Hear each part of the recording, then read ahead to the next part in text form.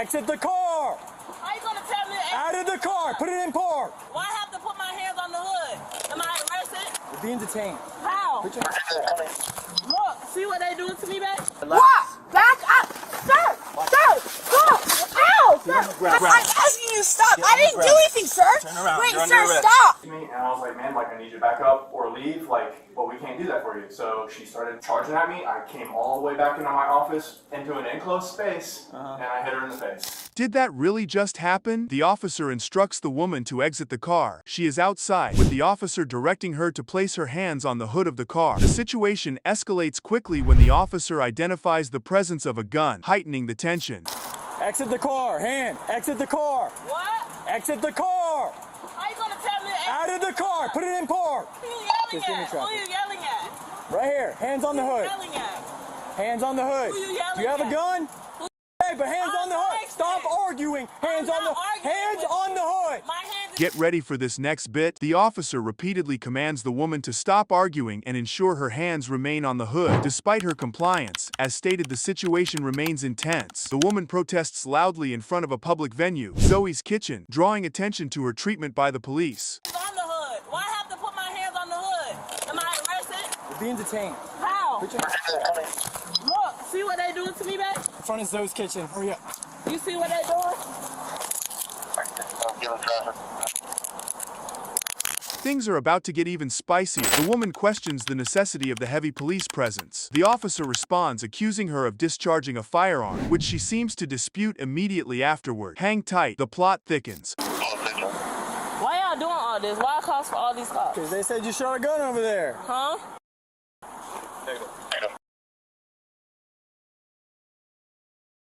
I'm licensed. Yes, I'm licensed. Second 23 copy tag. Go ahead. Watch how this unfolds. The scene shows the woman being led away, signaling she's now in custody. The officer remarks about completing the transfer to the vehicle, indicating that the arrest procedures are nearly finished. Don't go anywhere. There's more drama ahead. Stand by so I go to the... I don't need to be held. I don't need to be held.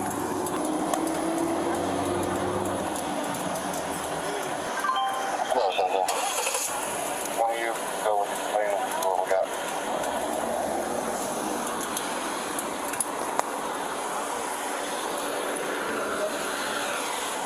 Just put her in the car right now. No, you don't have to put me in the car.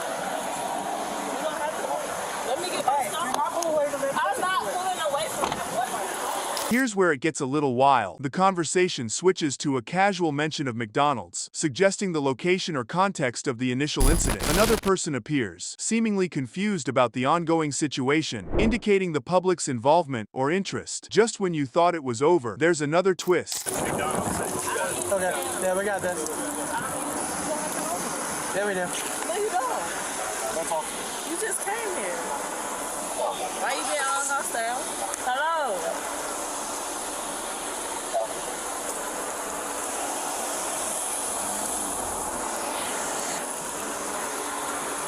I'm on the car. I'm on the car.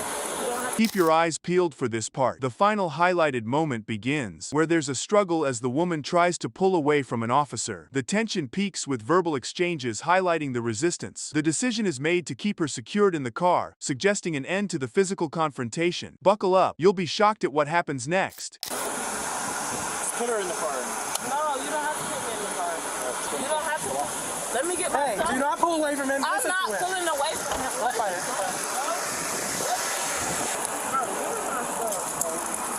What is you doing? Take her.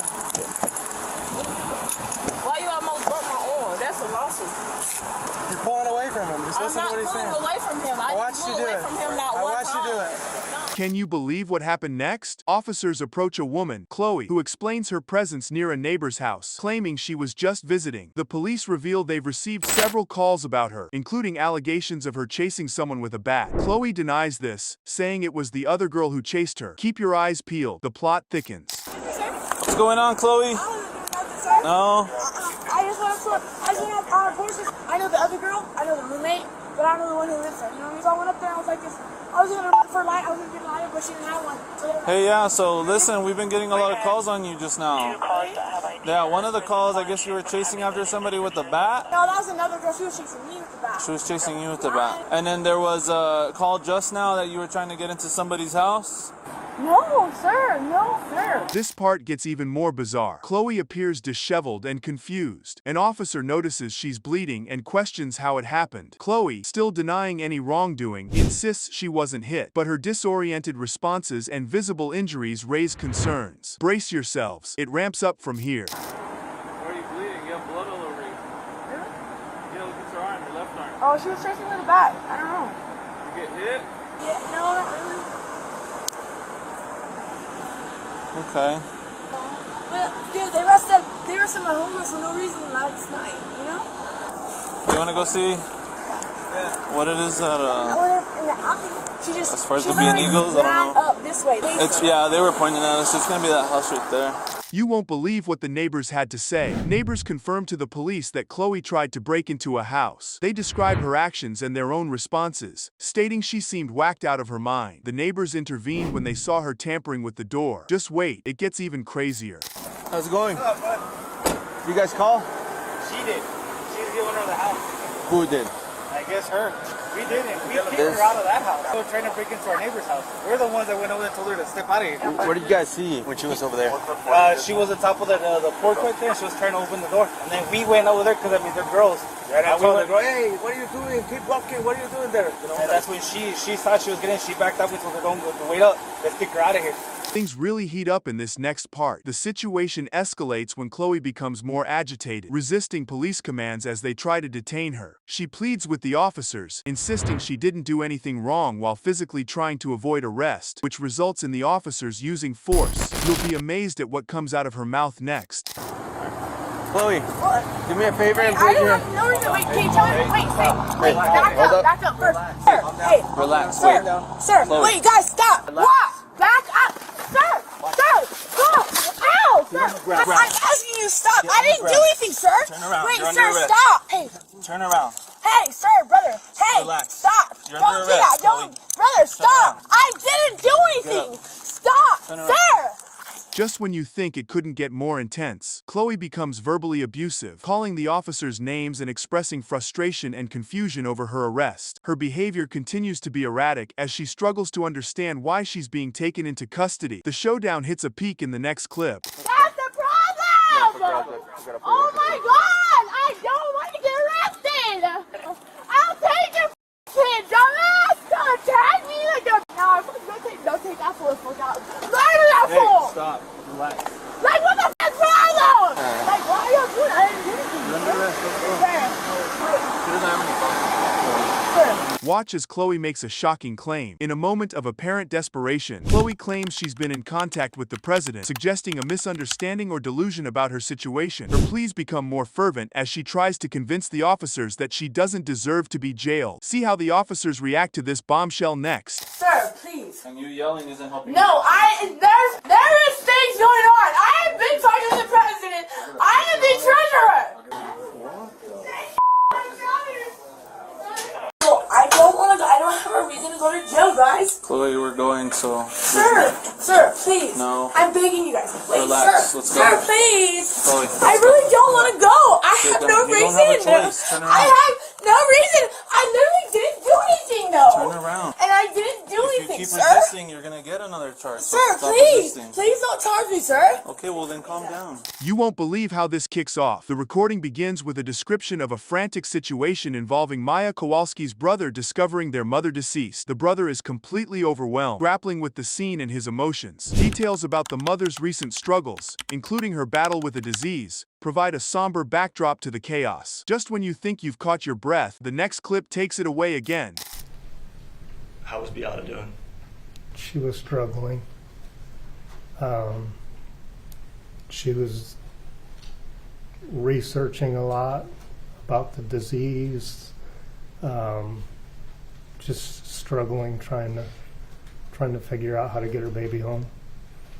Brace yourself. This next part hits hard. The pivotal moment unfolds as Maya's uncle receives a call about the tragic event, prompting him to rush to the scene. He describes the shock of waking up to the news of the hanging, with urgency and horror coloring his narrative. The reaction emphasizes the swift family response to the dire emergency. Coming up, an on-the-ground reaction that's as real as it gets.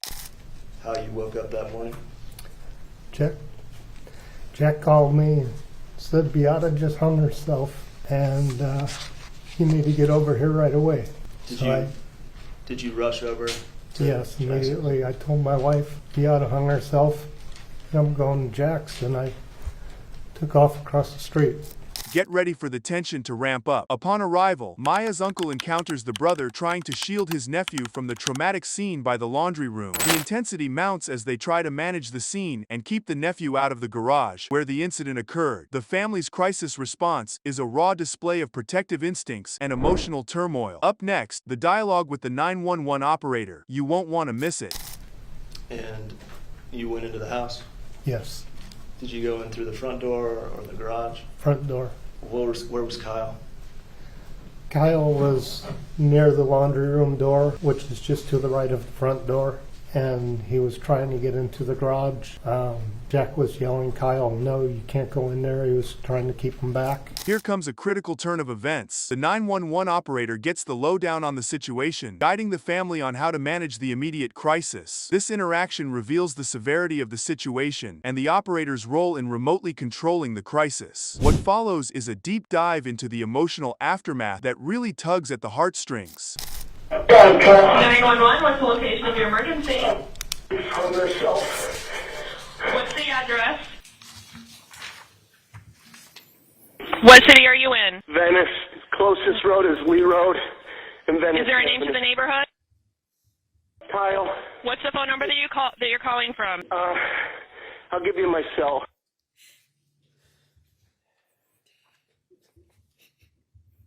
The aftermath is just as intense as the event itself. The family's emotional state is laid bare as Maya's uncle removes his nephew from the scene, underscoring the deep impact on the child. They spend hours together, grappling with their loss and sharing in profound grief. Stay tuned, because the story of recovery and resilience that comes next is both uplifting and gut-wrenching.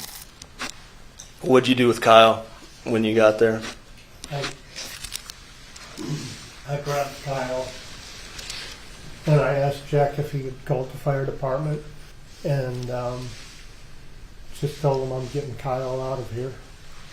And I scooped up Kyle, and he's just a skinny little boy, and I grabbed him and took him home, and we sat in a chair in my living room for probably 6 or 8 hours crying. Did you see Jack the rest of that day? Oh.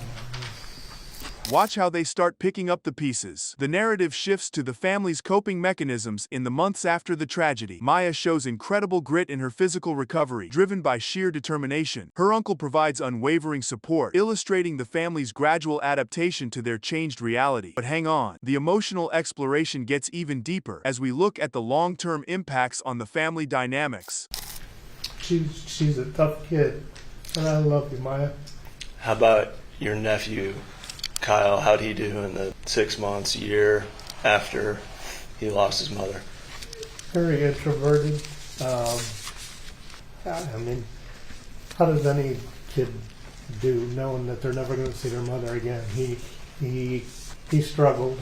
As we wrap this up, the emotional stakes are sky high. The reflection on the long-term changes within the family, especially the brother's dual role as parent, highlights the profound shifts in dynamics and personalities stemming from the tragedy. The enduring impact of such a profound loss leaves a lasting impression. Just wait till you hear the closing thoughts. They really make you ponder the powerful journey this family has embarked on.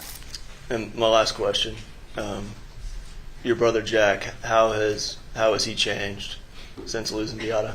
He's changed the most, and he hides it the most. He's not as funny as he used to be.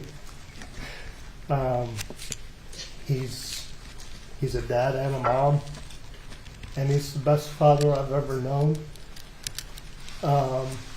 He's always been the best father I've ever known, but taking on the role of being a mother as well for those children, there's nobody in this world that could have done it better. He will do anything for his children, Did that just kick off over a price tag? The video begins with a narration describing the lead-up to the confrontation. Karen Ivory, the customer, attempts to assert her needs to the target manager, who explains that her demands can't be met. This prompts Ivory to charge at the manager, leading him to retreat into his office. Brace yourself, things are about to get even wilder. And she said, "Excuse me," and I was like, "Man, like, I need you to back up or leave, like, but we can't do that for you." So she started charging at me. I came all the way back into my office, into an enclosed space, and I hit her in the face. A shocking moment caught on camera when a Target employee punches a customer in the face after she cornered him in an office. I mean, did you see that coming? A shocking moment is captured on camera where the Target manager, feeling cornered, punches Ivory in the face as she follows him into the enclosed office space. This action occurs after a heated verbal exchange, illustrating the peak of the confrontation. Just when you think you've seen it all, there's more chaos to unfold. You backed him into an office and you got hit in the face, unfortunately. When people are backed into a corner, they can choose, they can choose to do the right thing or they can choose to lash out. Okay, you were in the wrong here, just so we're I clear. held the... She says the whole altercation was her way to take a stand. This is my Rosa Parks moment, dude. Don't play with me. Seriously, all this over a shopping bill? The conflict seems to originate from a financial disagreement at the checkout where Ivory's bill exceeds her available funds. This escalates as she insists on speaking to the manager for a resolution, which is interpreted as a demand for reparations, further complicating the interaction. Watch how the tension ratchets up in the next scene. The incident happened on October 22nd of last year at a Target in Blue Ash, Ohio. Security video shows 37-year-old Karen Ivory checking out at the register. When the bill surpasses $1,000, Ivory says she won't have enough. Okay. And she said, "I'm not going to have enough money to pay for this. I need to talk to the manager." She happened to be walking by. Check out the manager spilling the tea to the cops. Manager Ashley Meyer recounts the incident to the police, emphasizing Ivory's aggressive approach and unreasonable demands. Meyer describes trying to defuse the situation by suggesting Ivory contact corporate the following day for any assistance or grievances. The plot thickens, so stay tuned. Body camera video captures Target manager Ashley Meyer describing to police what happened. So I came around and I was like, "Hey, what can I do for you?" Okay. Usually it's like the price is wrong or whatever. Starts going on this spiel about about how like I've had a privileged life and she's been disadvantaged, and then said that she was asking Target to make reparations for her. And I said that's not something we can do tonight. If you need a donation, like you can call tomorrow. You won't believe this just happened. Surveillance footage captures the intense moment Ivory follows the manager into his office and is punched. This act, described by the manager as self-defense, marks a critical turning point in the encounter, leading to police involvement. The next moment is crucial, so keep watching. And I was like, "Man, like, I need you to back up or leave, like, but we can't do that for you." So she started charging at me. I came all the way back into my office, into an enclosed space, and I hit her in the face. Surveillance video shows Ivory run after the manager and into his office. When she approaches, he punches her in the face. While the security video does not have audio, the manager later described the incident to police on body camera video. So I tried to literally close her out, but at that point she was like pretty much running, so she barreled her way in and then kept coming into my office.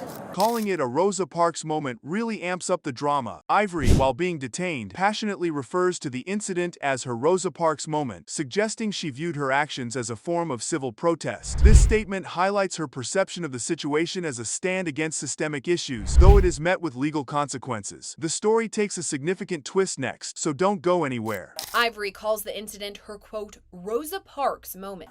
Sure. I was asking for the support of my community to come behind me in a big way to have a money conversation.